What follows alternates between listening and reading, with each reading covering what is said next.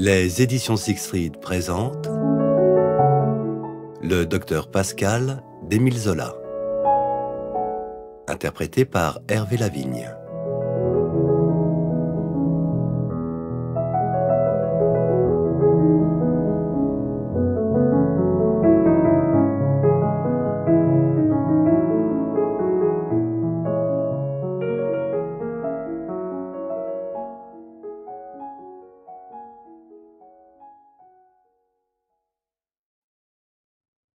Dans la chaleur de l'ardent après-midi de juillet, la salle, aux volets soigneusement clos, était pleine d'un grand calme. Il ne venait des trois fenêtres que de minces flèches de lumière par les fentes des vieilles boiseries. Et c'était, au milieu de l'ombre, une clarté très douce, baignant les objets d'une lueur diffuse et tendre. Il faisait là relativement frais, dans l'écrasement torride qu'on sentait au dehors, sous le coup de soleil qui incendiait la façade. Debout devant l'armoire, en face des fenêtres, le docteur Pascal cherchait une note qu'il y était venu prendre. Grande ouverte, cette immense armoire de chêne sculpté aux fortes et belles ferrures, datant du dernier siècle, montrait sur ses planches, dans la profondeur de ses flancs, un amas extraordinaire de papiers, de dossiers, de manuscrits, s'entassant, débordant pêle-mêle. Il y avait plus de 30 ans que le docteur y jetait toutes les pages qu'il écrivait, depuis les notes brèves jusqu'au texte complet, ses grands travaux sur l'hérédité. Aussi, les recherches n'y étaient-elles pas toujours faciles. Plein de patience, il fouillait, et il eut un sourire quand il trouva enfin. Un instant encore, il demeura près de l'armoire, lisant la note sous un rayon doré qui tombait de la fenêtre du milieu. Lui-même, dans cette clarté d'aube, apparaissait, avec sa barbe et ses cheveux de neige, d'une solidité vigoureuse, bien qu'il approchât de la soixantaine, la face si fraîche, les traits si fins, les yeux restés limpides d'une telle enfance qu'on l'aurait pris, serré dans son veston de velours marron, pour un jeune homme aux boucles poudrées. « Tiens, Clotilde, finit-il par dire, tu recopieras cette note. Jamais Ramon ne déchiffrerait ma satanée écriture. » Et il vint poser le papier près de la jeune fille, qui travaillait debout, devant un haut pupitre, dans l'embrasure de la fenêtre de droite. « Bien, maître, » répondit-elle. Elle ne s'était pas même retournée, tout entière au pastel qu'elle sabrait en ce moment de larges coups de crayon. Près d'elle, dans un vase, fleurissait une tige de rose trémière, d'un violet singulier, zébré de jaune. Mais on voyait nettement le profil de sa petite tête ronde, aux cheveux blonds et coupés courts, un exquis et sérieux profil, le front droit, plissé par l'attention, l'œil bleu ciel, le nez fin, le menton ferme. Sa nuque penchée avait surtout une adorable jeunesse, d'une fraîcheur de lait, sous l'or des frisures folles. Dans sa longue blouse noire, elle était très grande, la taille mince, la gorge menue, le corps souple, de cette souplesse allongée des divines figures de la Renaissance. Malgré ses 25 ans, elle restait enfantine et en paraissait à peine 18. « Et, reprit le docteur, tu remettras un peu d'ordre dans l'armoire, on ne s'y retrouve plus. »« Bien, maître, » répétait-elle sans lever la tête.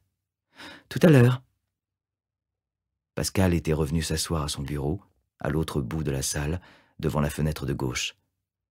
C'était une simple table de bois noir, encombrée, elle aussi, de papiers, de brochures de toutes sortes. Et le silence retomba. Cette grande paix à demi obscure, dans l'écrasante chaleur du dehors. La vaste pièce, longue d'une dizaine de mètres, large de 6, n'avait d'autres meubles avec l'armoire que 2 corps de bibliothèque bondés de livres. Des chaises et des fauteuils antiques traînaient à la débandade. Tandis que, pour tout ornement, le long des murs tapissés d'un ancien papier de salon empire, à rosaces, se trouvaient cloués des pastels de fleurs aux colorations étranges qu'on distinguait mal. Les boiseries des 3 portes, à double battant, celle de l'entrée sur le palier et les 2 autres, celle de la chambre du docteur et celle de la chambre de la jeune fille, aux 2 extrémités de la pièce, dataient de Louis XV, ainsi que la corniche du plafond enfumé. Une heure se passa, sans un bruit, sans un souffle. Puis comme Pascal, par distraction à son travail, venait de rompre la bande d'un journal oublié sur la table, Le Temps, il eut une légère exclamation. « Tiens, ton père, qui est nommé directeur de l'Époque, le journal républicain à grand succès, où l'on publie les papiers des Tuileries. » Cette nouvelle devait être pour lui inattendue, car il riait d'un bon rire, à la fois satisfait et attristé, et à demi-voix il continuait. « Ma parole, on inventerait les choses qu'elles seraient moins belles. La vie est extraordinaire. Il y a là un article très intéressant. » Clotilde n'avait pas répondu, comme à 100 lieues de ce que disait son oncle. Et il ne parla plus. Il prit des ciseaux, après avoir lu l'article, le découpa, le colla sur une feuille de papier où il l'annota de sa grosse écriture irrégulière. Puis, il revint vers l'armoire pour y classer cette note nouvelle. Mais il dut prendre une chaise. La planche du haut était si haute qu'il ne pouvait l'atteindre, malgré sa grande taille. Sur cette planche élevée, toute une série d'énormes dossiers s'alignaient en bon ordre, classés méthodiquement. C'étaient des documents divers, feuilles manuscrites, pièces sur papier timbré, articles de journaux découpés, réunis dans des chemises de fort papier bleu qui, chacune, portait un nom écrit en gros caractères. On sentait ces documents tenus à jour avec tendresse, repris sans cesse et remis soigneusement en place, car de toute l'armoire, ce coin-là seul était en ordre. Lorsque Pascal, monté sur sa chaise, eut trouvé le dossier qu'il cherchait, une des chemises les plus bourrées où était inscrit le nom de Saccard, il y ajouta la note nouvelle, puis replaça le tout à sa lettre alphabétique. Un instant encore, il s'oublia, redressa complaisamment une pile qui s'effondrait et, comme il sautait enfin de la chaise, « Tu entends, Clotilde? Quand tu rangeras, ne touche pas au dossier là-haut. » « Bien, maître, » répondit-elle pour la 3e fois, docilement. Il s'était remis à rire, de son air de gaieté naturelle.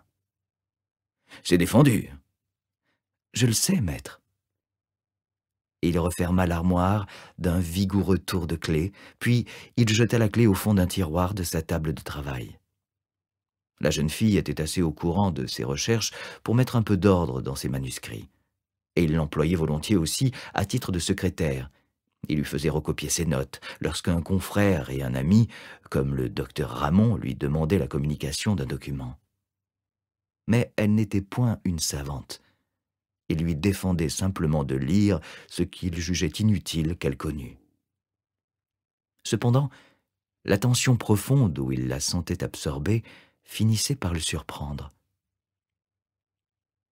Qu'as-tu donc à ne plus desserrer les lèvres? La copie de ces fleurs te passionne à ce point? C'était encore là un des travaux qu'il lui confiait souvent. Des dessins, des aquarelles, des pastels, qu'il joignait ensuite comme des planches à ses ouvrages. Ainsi, depuis 5 ans, il faisait des expériences très curieuses sur une collection de roses trémières, toute une série de nouvelles colorations obtenues par des fécondations artificielles. Elle apportait, dans ces sortes de copies, une minutie, une exactitude de dessin et de couleur extraordinaire, à ce point qu'il s'émerveillait toujours d'une telle honnêteté, en lui disant qu'elle avait une bonne petite caboche ronde, nette et solide. Mais cette fois, comme il s'approchait pour regarder par-dessus son épaule, il eut un cri de comique fureur. « Oh, va te faire fiche, te voilà parti pour l'inconnu. Veux-tu bien me déchirer ça tout de suite ?» Elle s'était redressée, le sang aux joues, les yeux flambants de la passion de son œuvre, ses doigts minces tachés de pastel, du rouge et du bleu qu'elle avait écrasé. « Oh, maître !» Et dans ce maître si tendre, d'une soumission si caressante, ce terme de complet abandon dont elle l'appelait pour ne pas employer les mots d'oncle ou de parrain, qu'elle trouvait bête, passait pour la première fois une flamme de révolte, la revendication d'un être qui se reprend et qui s'affirme.